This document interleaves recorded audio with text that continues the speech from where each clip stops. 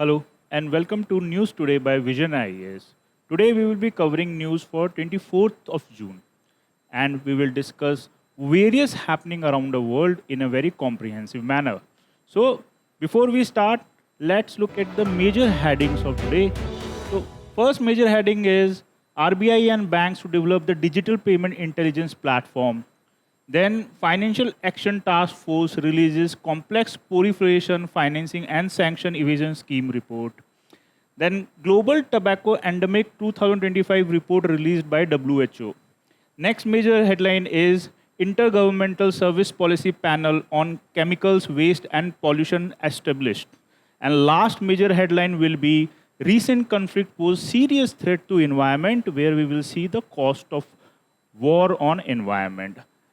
Other than these major headings, we will also look at the various news in very short manner. It will be about OIC, National Rare Blood Donor Registry, State of Climate in Asia report by WMO, then recycled plastic, what are the harms of it, what is blowout, a new term that has been coined, that is the thirst wave, and Nav Bharat Sakshart Karyakram. Then we will look at some places in news like Ambubachi Mela and Qatar. Okay, so let's start with our first major news. So what is the first major news? It is about digital India and cybersecurity. The first major news is that the RBI of India, Reserve Bank of India, has announced the development of digital payment intelligence platform as a digital public infrastructure under its supervision. Now, why this news is important? First, it is related to cybersecurity, which implicitly is related to internal security. So it becomes part of our mains, and most importantly, it also becomes part of our prelims. How? First, you should know what is digital public infrastructure. Public infrastructure is something which is very, very important for general public and is being used by general public. Private sector also use it, as well as government also uses, like a road. Road is a very important public infrastructure.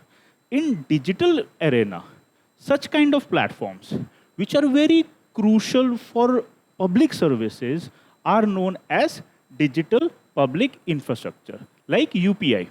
Now, UPI is operated by NPCI, but it is used by banks, it is used by customers, and it is very crucial for transaction in India. It has become a very important part of our digital security and economy. That makes it a very key infrastructure, and such kind of infrastructure are known as digital public infrastructure. So this new platform, that is digital payment intelligence platform, will be developed as DPI, that is digital public infrastructure. So this is the first thing you should know.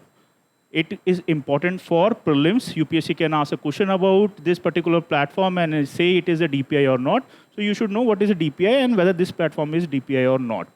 And this DPI is crucial because of cybersecurity. You must have seen recently that there are cases of rising cyber fraud, whether it's digital arrest or any kind of frauds. So based upon that, this new platform has been developed, DPIP, and it will enhance the fraud management.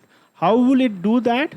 First, it will ensure real-time intelligence sharing and use of advanced technology like AI also. So it will ensure better coordination among various entities and various institutions within the digital arena, and it will leverage technology to identify patterns of fraud. So this becomes a very crucial factor for management of risk in India. And now some facts related to prelims which can be very important is that a committee led by AP Hota will examine the DPIP implementation. So UPSC can ask in prelims, committee by AP Hota is related to which of the following things? And the answer will be DPIP. And Reserve Bank has already started implementing or developing this platform with 5 to 10 selected public as well as private banks. So this is the basic framework. It actually ensures real-time sharing of intelligence, which is very crucial in cybersecurity, plus integration of new tech to ensure that the fraud is detected and is stopped. And why all of this has become very important? It is because India has seen a tremendous rise in cyber frauds. So the total valuation related to fraud has increased from 12,000 to 30 crores in financial year 24 to 36,014 crore in financial year 25. So it has tripled in just 1 year. That shows how serious this issue is, and that is why RBI has brought this particular platform. I hope this is clear to you. When it comes to prelims, you should know what is digital public infrastructure, what is DPIP, and the committee related to it. And when it comes to mains, the issue of cyber security, and it will come under the measures taken by government to ensure cyber security. I hope this is clear to you all. So let's move on to the next topic. Now, within this broader theme of cybersecurity, RBI has taken various steps. Again, this is very crucial for mains. What steps has been taken in India for fraud detection or for ensuring cybersecurity? The major factor that is very relevant in India is multi-factor authentication. So all bank transactions, you must have seen while operating UPI also that you have to authenticate. There is first password is there, then you have to enter OTP. So in India, there is multi-factor authentication. RBI has ensured this. Second most important thing what RBI has done is that if there is a cyber fraud without any input from the customer itself, and because of that, customer loses money, then that customer will have no liability. So there is zero liability for customer, a very important step taken by the RBI. And then there are various domain names like bank.in, fin.in to help customer easily identify which kind of websites are actually true websites. So these are the broader steps that are taken by RBI to ensure financial security in cyber domain in India. I hope this is clear to you. It is very relevant for mains that you are aware of these particular steps. Now, we will move on to the next news. So, the next news segment is related to Financial Action Task Force, that is known as FATF. Now, it has recently released a report that talks about complex proliferation financing and sanction evasion report. So, the report is about proliferation financing. Now, proliferation financing basically means that there are various nuclear materials or weapon of mass destructions that are there, and the world in general don't want them to spread, to go from one places to another or to spread to many countries. So to stop that, Financial Action Task Force conduct various researches and try to identify how it is happening and how to stop it. They also provide recommendations for it. Now, based upon that, they have identified some particular issues and provided report about it. So, proliferation financing involves funding of resources provided for weapon of mass destruction, as I have talked about, which can pose a great threat to global security. This report identifies the critical gaps that are there and then provide recommendations for it. Okay, so let's look at what risk this report is talking about. So the first risk it is talking about is that they are saying, FATF is actually saying that there is increase in state and non-state actors acquiring dual-use goods. So what are these dual-use goods? Dual-use goods are that kind of goods which can actually be used for industrial purposes also, for commercial purposes, as well as for military purposes. So that become a very difficult task to manage them. Why? Because somebody might import a particular good for some commercial purposes and then provide it to some non-state actor which will use it for military purposes. That's why they are very difficult to track, and that is a significant risk that is there as mentioned in the report. Now, second major finding it talks about is that only 16% of countries effectively implement UN sanctions against weapon of mass destruction proliferation, creating major vulnerabilities. So, various UN organizations, UNSCs, they actually go for sanctions against countries, institutions, and individuals which are linked with spreading of weapon of mass destruction. But the report actually finds that these sanctions are not adhered to and there are gaps related to their implementation. So, what are the various methods these people are using to spreading this weapon of mass destruction, and most importantly, which this report talks about, the financing of these weapon of mass destruction, the proliferation of weapon of mass destruction. So the number one method that they use is use of intermediaries.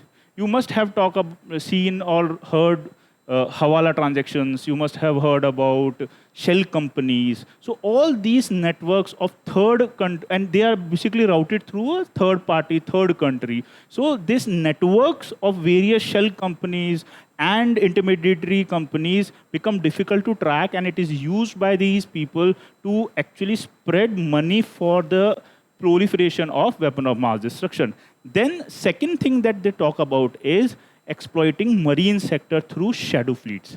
Now this shadow fleets is very important concept. It remains in news a lot, and it is related to Iran also, Russia also, Ukraine war is going on. So what are these shadow fleets? Shadow fleets are actually ships which are not connected or that cannot be tracked by the electronic navigation ship systems. That's why they remain in shadow. And through these ships, the countries on which sanctions have been imposed, they transport their goods like oil. So they will sell these oil to various other countries through those shadow fleets, and it helps them to evade sanctions. So that is the idea of shadow fleets. That's why they are known as shadow. Like in what shadow they are, what is the meaning of shadow here? It is they are under the shadow of the electronic system. So they don't operate under the traditional electronic system. That's why it is difficult to detect them. And third important is ownership. They conceal ownership.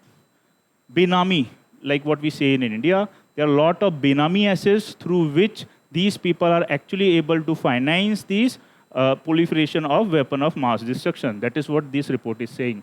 And the last but not very important, I would say, tool for this proliferation is virtual asset.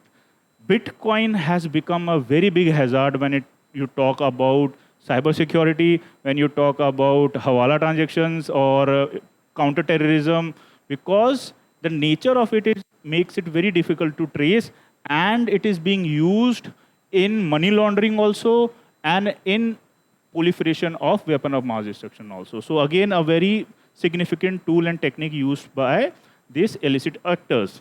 Now going forward, after showing the risk, the method used, FATF have actually given recommendations. How do we stop them? So the first major recommendation of FATF is update the threat assessment. Regularly update threat assessments to address evolving PF tactics and emerging threats. See, if those people, non-state actors and state actors who are engaged in these activities, they will always find new means to supply the money and to supply the material. So the countries, the state actors and the institutions should also be on their toes when it comes to assessing what the new methods are being done. So they have to regularly update. And what is the threat also? They need to always have a clear idea about it.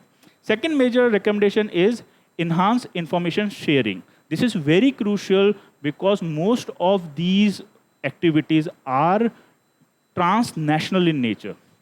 Multiple countries are involved, and countries are very shy in sharing information.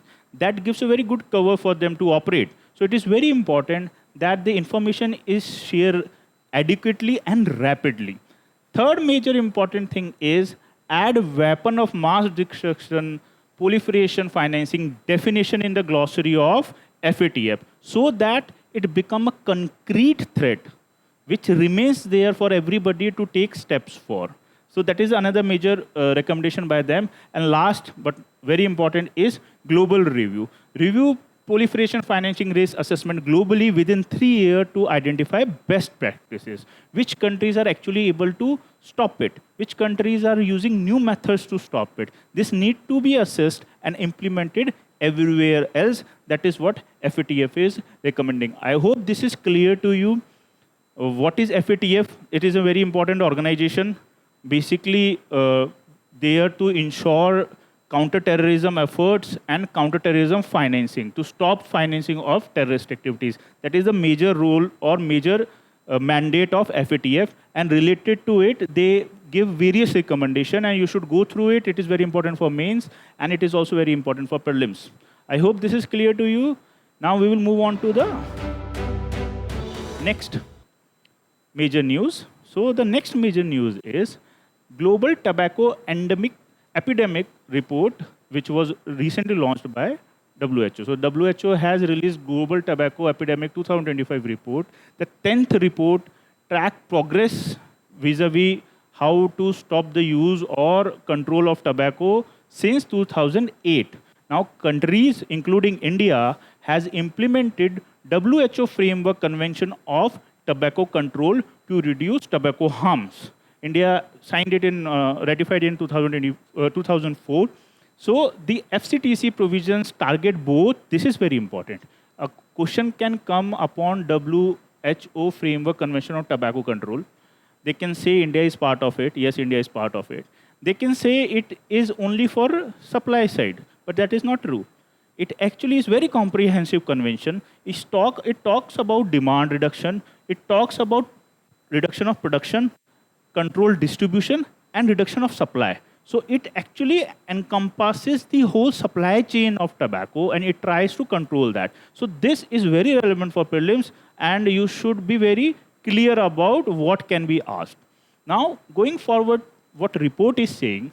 So the report actually talks about a framework also, that is Empower. So what is Empower? Let's talk about that first. So Empower was introduced in 2008 as a strategic framework to assist countries in implementing effective tobacco control policies.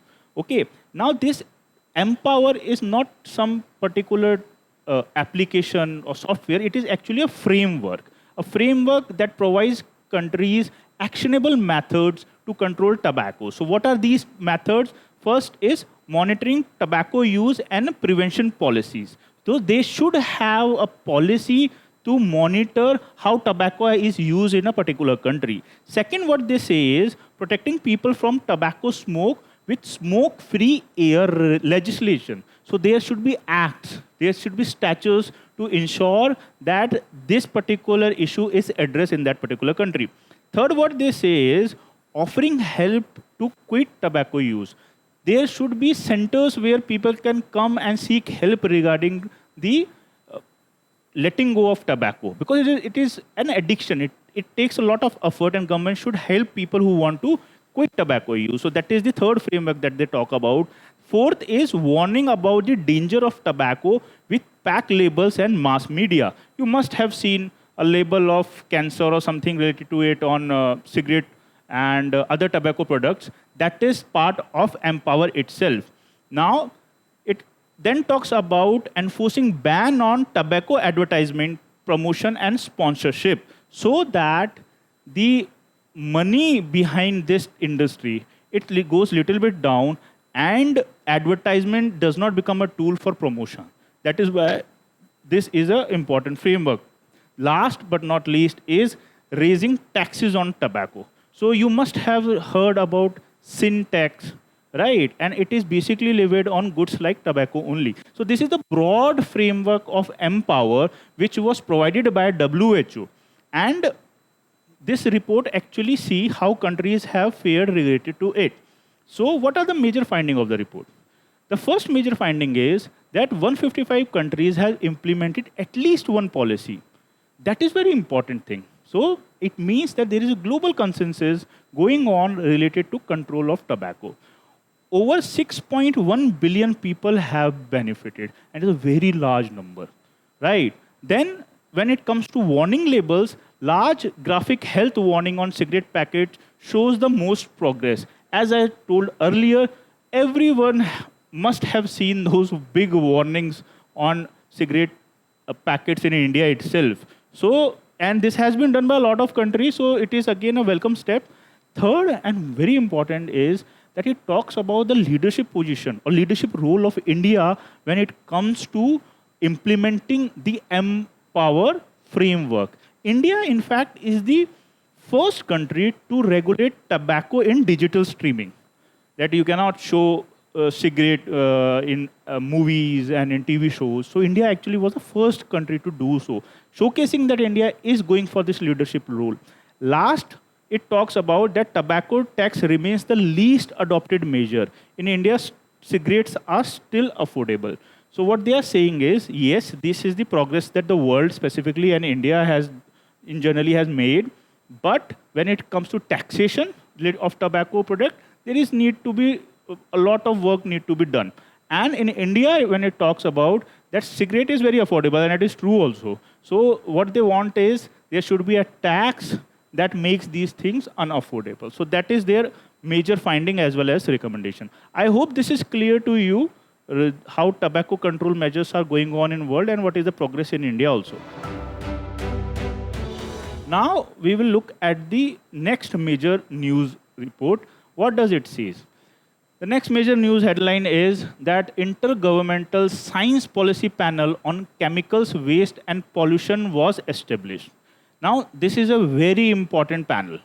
Okay, it is now part of a trifecta. I will talk about it later on. So, this panel was established following a 2022 United Nations Environment Assembly resolution. Okay, so UNEP is the body which will operate and which will carry on this panel discussion. So, it was during the assembly of that only this was established. The panel makes a significant advancement in global environmental governance by connecting scientific expertise with policy development addressing chemical management and pollution challenge worldwide. So now, when it comes to environmental damage, pollution has become a very significant issue. And this measure was actually needed because there was a lag for international cooperation related to pollution. So it is a very welcome step. Now let's see what are the mandates of this and how it will carry on its work. So first, the structure and purpose of the panel. The negotiations were conveyed by UNEP, as I mentioned earlier, and will now be hosted the panel providing institutional support and coordination. So whatever is the requirement of the panel, whether these studies to be conducted, people to be integrated, institutions to be integrated, that will be done by UNEP. So UNEP will be the nodal agency for this. Second, the panel will provide nations with independent policy-relevant scientific advice. This is very important. That the panel will not just give our generic advice, but policy-relevant, particular to those countries. So it becomes very crucial then, related to chemicals, waste, and pollution prevention.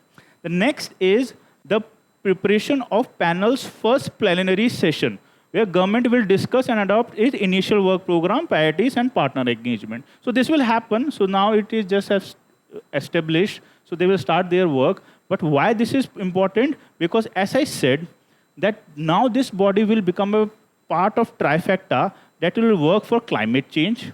That is the one important environmental issue. Second was IBPS, that was related to biodiversity. So again, a significant threat related to environment, biodiversity. And last, pollution. So the pollution body related to pollution was missing, and now this panel has been established. So now we have the trifecta of IPCC, IPBES, and now this particular panel for pollution. I hope you understand. When we talk about environment, these are the three significant threats. And when you read about something in newspaper related to environment, always keep your eye open for these particular three things. One, climate change. Second, biodiversity. And third, pollution. Because whatever question you get in prelims, whatever question you get in mains, will either related to the cause of these three things or the impact of these three things. And third and most important, what governments and international bodies are doing related to these three things, including the technology integration and use of new technology. So what I have said right now, sum up whatever you need to look for in current affairs when it comes to environment. I hope it is clear to you. Now, why this is needed? As I said earlier, there is addressing the triple planetary crisis. What are the crises? Climate change, nature and biodiversity loss, pollution and waste. So as I said earlier, this is the major threat that remains. And as a UPSC student, you need to look about everything that goes on for these particular threats. Now, there is growing chemical and waste challenge also, particularly related to waste if we talk about, in pollution we talk about, so there is increased daily chemical use in modern life with potential unintended negative impact. You must have seen that every day we consume more chemicals, we consume more chemically made goods. So that is one of the risk factor. Second thing is municipal solid waste generation predicted to grow from 2.1 billion ton in 2023 to 3.8 billion ton by 2050, almost double. So this becomes a need for action. And that is why this panel has been established. I hope this is clear to you why this is important. This is important for prelims also. This is important for mains also. Now we will look on to the next news segment, and it is again related to environment only. But it is a very unique dimension of environment. So the environmental threat from global conflict. So there is a global conflict going on right now. It is going on in Iran recently, and the Middle East is on boil. Then the Ukraine war is going on. Now everybody knows the human cost of it, the commercial cost of it, but there is also an environmental cost of it. And we will look, we will get a glimpse of that environmental cost today. So these conflicts represent not just humanitarian crisis, but significant ecological damage that could be having lasting impact on planet. Now let's look at the impact of war in general on environment. Greenhouse gas emission. Now, global militaries account for 5.5% of worldwide emission. Now, maintaining militaries and having weapons, using training, all those things, it leads to emissions, and 5.5% of global gas emissions are coming from military use. So it becomes a very major contributor to climate change. Then pollution and contamination.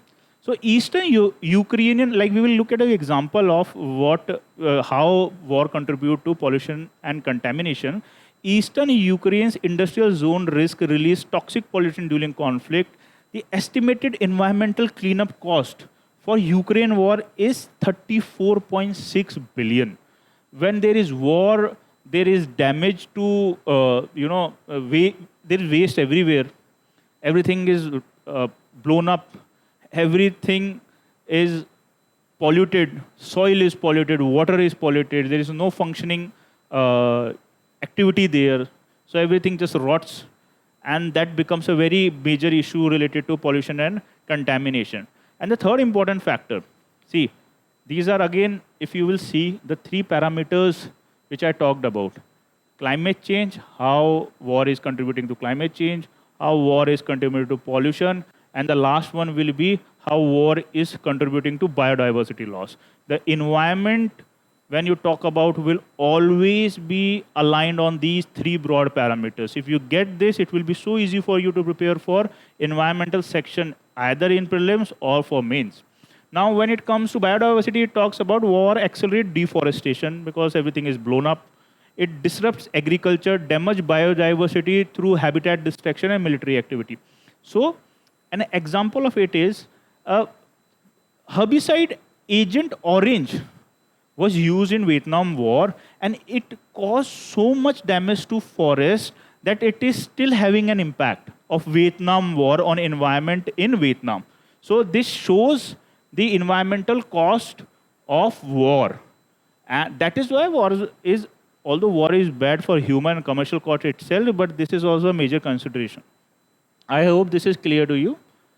Next segment. Since there is a cost to environment of wars, government have, and especially international bodies have recognized this cost, and they have adopted some measures and some mechanisms related to it. So what is it? The Paris Agreement that was signed in 2015, it talks about made reporting of military emission voluntary. So it starts a process about countries actually reporting the emissions through their military, creating a significant gap in climate accounting for armed forces.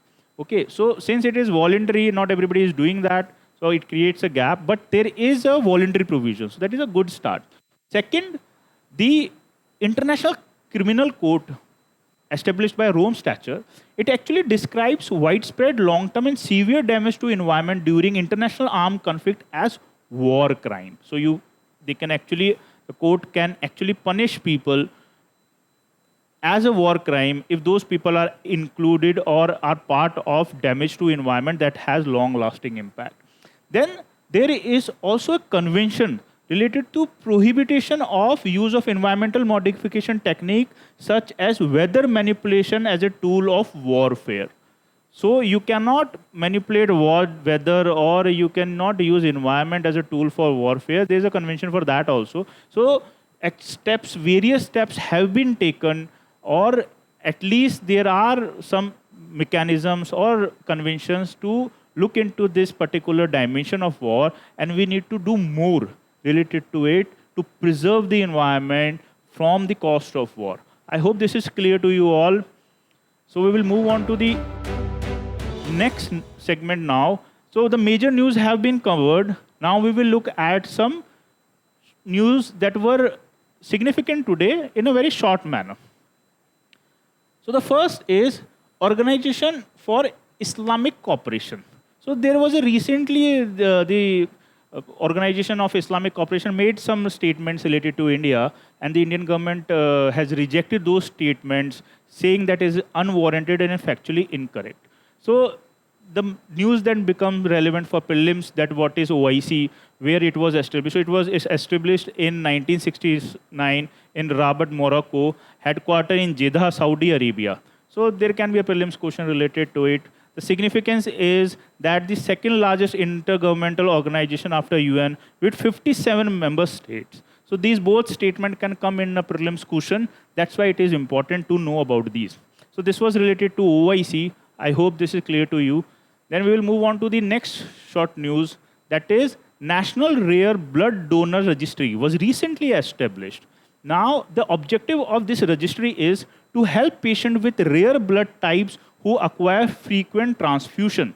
Here the important news segment is, what is rare blood type? This can be a question in prelims. So a rare blood type is negatives for high prevalent antigen, like less than 1 in 1,000. So if you're negative for high prevalence antigens, then it becomes a rare blood type. Some example of rare blood types are Rh null, Bombay OH, ZRA minus, among others. So these are rare blood types, and people who have this, they find, they need help for blood transfusion. So there can be a question related to rare blood type, what it means, and some example related to it for prelims. So you need to be aware of that.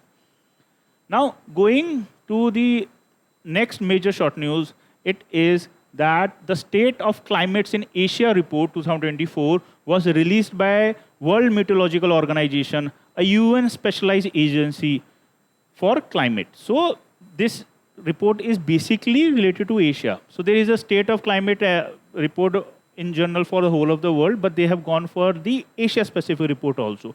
But it has a very interesting finding. Very relevant for mains and very relevant for writing something about climate change in India.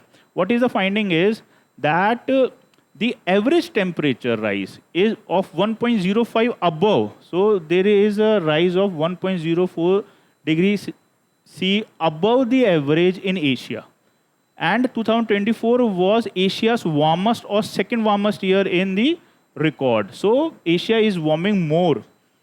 Asia is warming twice as fast as global average. This becomes a very important data point that you can use for your answers in mains. It also says that the sea surface temperature is also rising twice in Asia as compared to other regions of the world. So these are the major findings of the report, that Asia is very sensitive to climate change and the impacts are proportionally higher in Asia as compared to other regions of the world. Going to the next major news, the health risk of recycled plastic.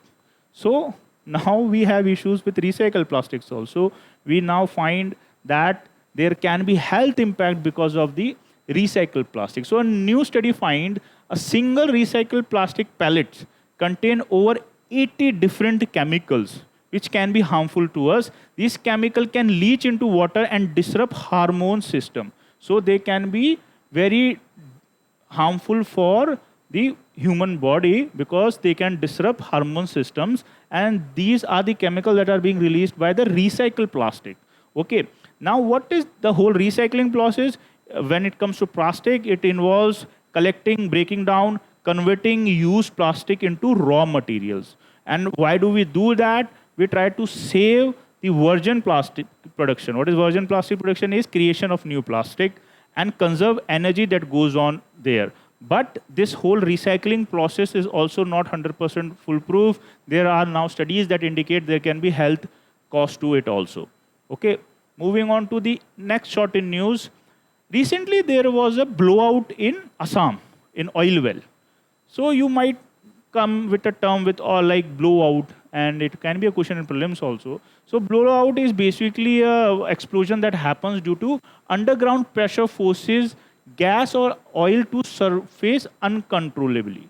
Like the gas and oil, they like the plant there, they lose control over the production of it and they come out uncontrollably. That is known as blowout.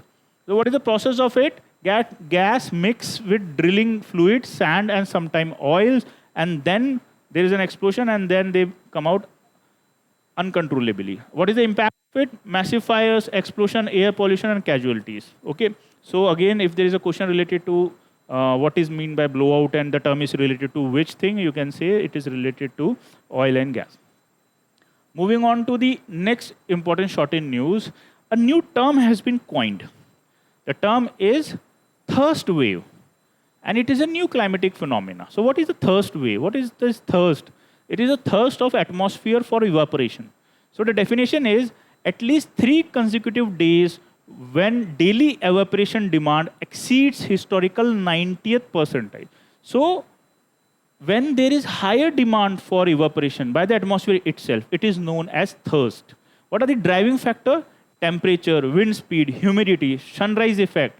They all leads to higher demand of evaporation. And when that is higher for 3 consecutive days, it is known as thirst wave. The significance of this thirst wave is studying thirst wave help farmer manage water resources better. So if there is a thirst wave, you know there will be higher evaporation. Farmers can actually take measures according it so that the moisture of the soil is maintained, and that can actually help farmers, can improve crop yield through better planning and adaptation. As I said, if there is issue of thirst wave, then farmers can go for more water in the soil so that the soil moisture is maintained, that do not cause any harm to the plant or to the crop. Now moving on to the next important news, short news, is that New Bharat Saksharta Karyakram was going on, and the news is that Tripura became the 3rd fully literate state after Mizoram and Goa. So a very important news that can come in prelims, or the, important information that can be used for prelims, is which states are going 100% of fully literate. Now, this is the one thing that you should remember. Then comes what is the criteria on which it is decided that a state is declared as fully literate. So the criteria is 95% literacy among individual age 15 years and above. So if there is 95 literacy among individual above 15 years, that is known as 100% literate. Now, this itself can become a question. So what can be the criteria of fully literate state? This becomes the criteria. UPSC can give you 4 statements, and one of it will be this. Now, and the Now Bharat Saksharta Karyakram is actually aiming for this, for going fully literate states, and it is implemented as centrally sponsored scheme by Ministry of Education for 5 years. The target is 5 crore learners for foundation literacy and numeracy. So that is the target, and the aim is to go for full literacy, and 3 states have gone till now: Tripura, Mizoram, and Goa. I hope this is clear to you. Be aware of it. So today's place in news actually is Qatar. So Iran launched missile attacks at Al Udeid Air Base, the largest American air base in West Asia. So UPSC can give you this place and ask where this is located or why it was in news. So it is located in Qatar, And why it was in news? Because Iran has launched missiles because it is an American base. So it is a peninsula, Qatar. When we talk about Qatar, is a peninsula on the west bank of Arabian Gulf, as you can see. So what is a peninsula? A peninsula is a piece of land that is covered by water from three sides. Okay, it borders Saudi Arabia, Iran, UAE, and Bahrain, and its capital is Doha. So that is an important place in news. You should be aware of this. I hope this is clear to you all. Now, whatever we have studied today, I want you all to go to digital current affair platform of Vision IAS. And I want you to attempt the questions related to it. I myself have mentioned that prelims questions can be formed on this, prelims questions can be formed on that, mains questions you can write these points in mains questions. So please go to the interface and try these questions. UPSC preparation is 50% knowledge and 50% assessment of how much knowledge do you have. So that assessment is very important. Please go to digital current affair website and see whether you were able to attempt all the questions there based upon what I have discussed today, as well as we will provide you the document of news today. Go through that also so that you have a comprehensive idea of news today. I hope it was a very helpful session to you all. We will come together tomorrow for another news today. Till then, thank you so much.